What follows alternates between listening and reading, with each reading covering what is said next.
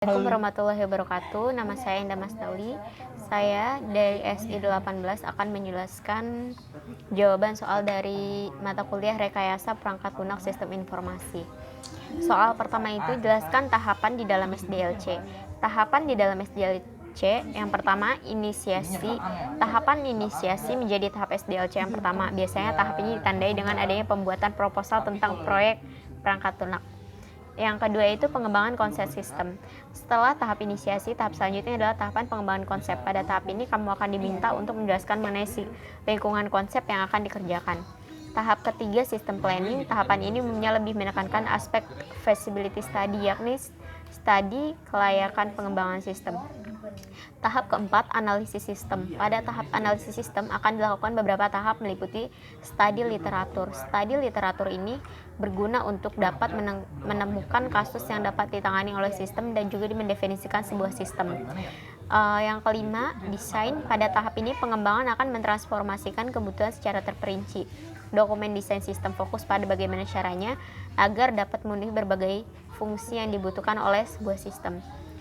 Yang keenam, perancangan sistem. Pada tahap ini fitur-fitur dan operasi pada sistem dideskripsikan secara mendetail dengan aktivitas analisa interaksi objek dan fungsi pada sebuah sistem serta menganalisa data dan membuat skema database. Yang ketujuh, pengembangan, yakni mengubah perancangan ke sistem informasi yang kompleks. Tahap ini juga bertujuan untuk mengetahui bagaimana cara memperoleh dan melakukan penginstalan pada lingkungan yang diharapkan oleh sebuah sistem. Yang kedelapan, integrasi pada pengujian. Tahap selanjutnya adalah tahap integrasi dan pengujian. Pada tahap ini, pengembangan akan mempresentasikan sistem perangkat lunak yang telah memenuhi keadaan yang dispesifikasikan pada dokumen kebutuhan fungsional.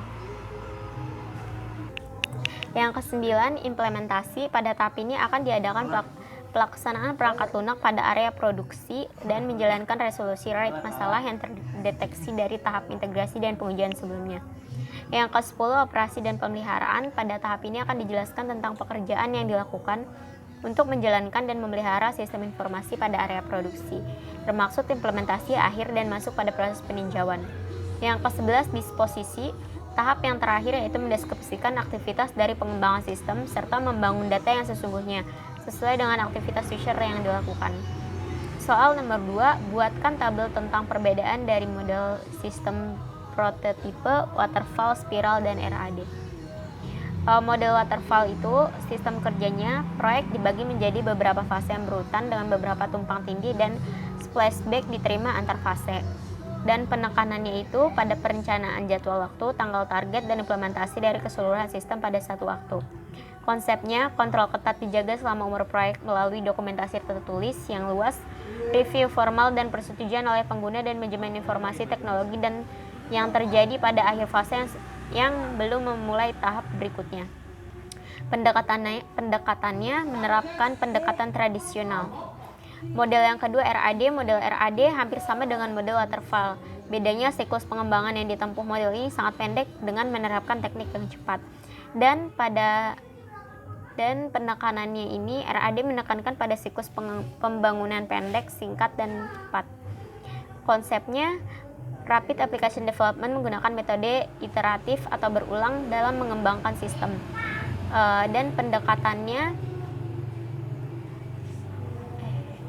pendekatannya proses pembangunan perangkat lunak yang tergolong dalam teknik bertingkat. Model prototyping. Upaya mengurangi proyek yang melekat dengan memecah proyek ke dalam segmen yang lebih kecil dan menyediakan lebih banyak kemudahan selama proses pembangunan. Penekanan pada pengurangan waktu dan biaya dan peningkatan keterlibatan pengguna. Konsepnya, kecil mock-up dari sistem yang dibentuk setelah melalui proses berulang-ulang sampai modifikasi prototipe berkembang untuk memenuhi kebutuhan pengguna. Pendekatan untuk menangani bagian-bagian yang dipilih dari metodologi pengembangan yang lebih besar, yang lebih tradisional. Model spiral. Metodenya menentukan tujuan alternatif dan kendala dari literasi pengevaluasi dari alternatif, mengidentifikasikan dan mengatasi resiko pengembangan dan verifikasi kiriman dari literasi dan merencanakan literasi berikutnya. Penekanannya penilaian resiko dan meminimalkan resiko proyek. Konsepnya memulai setiap siklus dengan identifikasi pemangku kepentingan dan kondisi menang mereka dan mengakhiri setiap siklus dengan review dan komitmen. Penekanannya pendekatan dari penggabungan keuntungan dari konsep top down dan bottom up.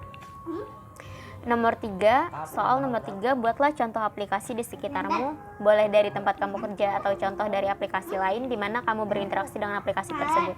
Model pengembangan apa yang dipakai dan dijelaskan tiap langkah atau step yang digunakan, kesulitan apa yang kamu rasakan sebagai pengguna aplikasi tersebut. Contoh aplikasinya e-learning. Model pengembangan aplikasi e-learning ini menggunakan waterfall model dengan proses mulai dari software requirement analysis, design, code generation, dan testing. Prosedur pengembangannya software requirement analysis kebutuhan adalah proses untuk mempresentasikan informasi, fungsi, dan tingkah laku yang dapat diterjemahkan ke dalam data, arsitektur antarmuka dan komponen. Aplikasi kebutuhan kelompok ke dalam 5 area, yaitu pengenalan masalah, evaluasi, pemodelan, spesifikasi, ulasan. Yang kedua, desain software terdiri dari berbagai langkah yang fokus pada 4 area. Area pertama struktur data, area kedua arsitektur software, area ketiga antarmuka, dan area keempat algoritma. Yang ketiga, code generation. Tahapan ini merupakan tahapan pembuatan produk. Aktivitas ini merupakan kegiatan coding dan pengetesan error pada kode. Pada tahap ini yang digunakan acuan sebagai pengembangan adalah model yang dibuat pada tahap sebelumnya.